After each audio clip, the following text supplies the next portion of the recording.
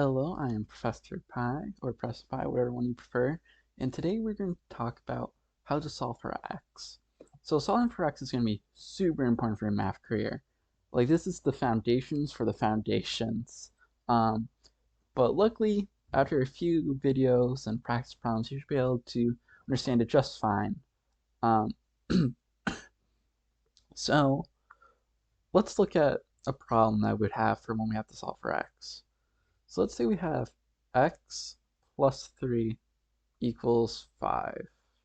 So with x plus 3 equals 5, this is an equation, right? Essentially, yeah, I mean, it's an equation. Um, but let's break down this equation. So our x right now, oops, sorry, didn't mean to open that. Our x right here, our x is actually a variable.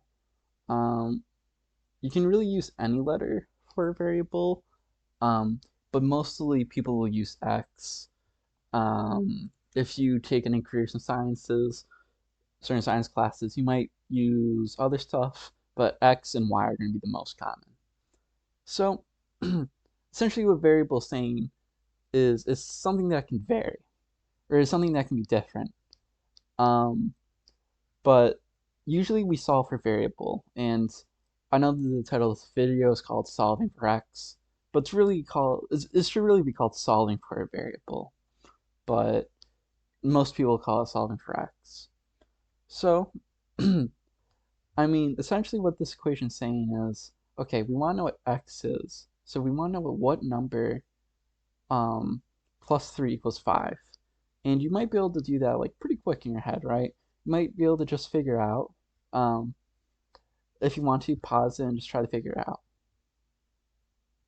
Okay, so maybe you paused it, maybe you didn't. It's fine if you did not. So our x is going to be equal to 2. Um, and I mean, it makes sense, right? 2 plus 3 equals 5.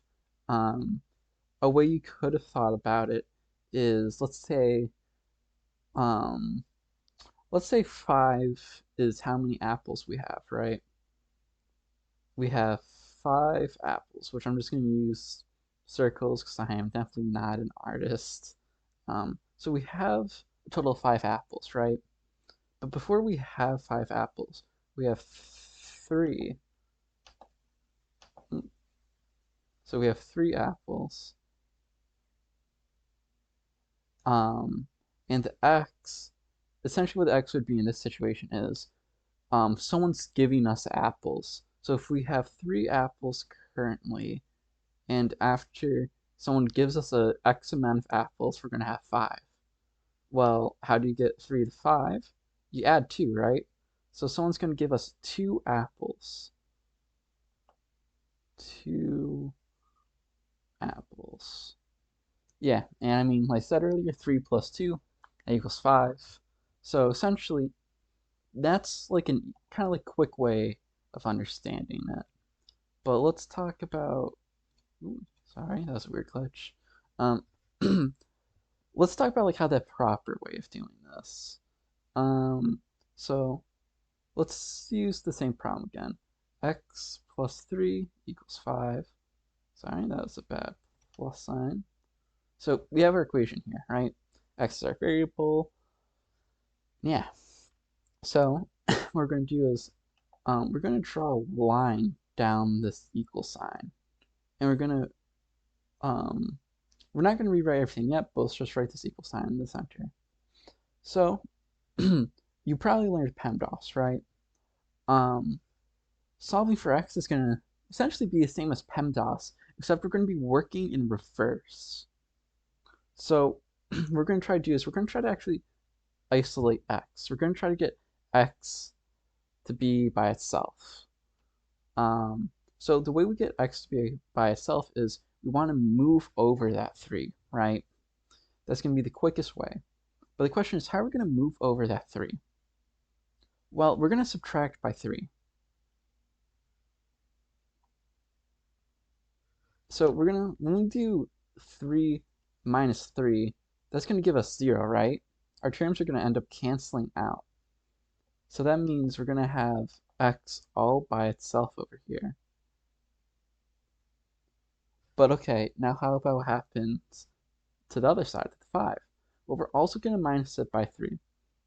One of the most important things about solving for x is whatever you do to one side, you have to do to the other.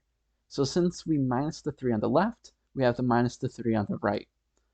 And when we do 5 minus 3, we get 2, right? I mean, it's kind of something similar to what we did with the apples, except this is in its more mathical form, right? So if that didn't make sense, let's do another practice problem. Then we'll have you guys do one on your own. Let's say we have x plus 13 equals 20. So this is going to be something similar, right? This is an equation. X is our variable. So what we're going to do is we're going to draw a line down the middle, and we're going to minus both sides by 13, because what we want to do is we want to isolate that x. So we're going to write the x down here. And what's 20 minus 13? That's 7. And again, 13 minus 13 is 0, because we're trying to isolate this x. We're trying to get it by itself. The x wants the social distance from the other numbers. So now we have x equals 7. So that's our answer. If you want to double check, we can just plug this back into the equation, right? If we know x equals 7, then let's plug it into the equation. So our equation was x plus 13 equals 20. And we said x equals 7, so let's do 7 plus 13. What's 7 plus 13? That's 20. So essentially, this is a true statement, because 7 plus 13 equals 20. That's what you get when you add 7 to 13. Now, if it says 7 plus 13 equals 21, that's not true, because 7 plus 13 is 20, so it cannot be equal to 21. I hope that made some sense. So I want you guys to do a practice problem now. Do x plus 6 equals 14. I encourage you to pause the video, try to solve it on your own. Okay, hopefully you paused the video. It's fine if you didn't. So what we're going to do is we're going to start by dropping down the line, and we're going to try to get x by itself. We see that there's an x and a plus 6 to the left. Okay, we need to get x by itself then. So to get x by itself, what we're going to do is we're going to minus both sides by 6.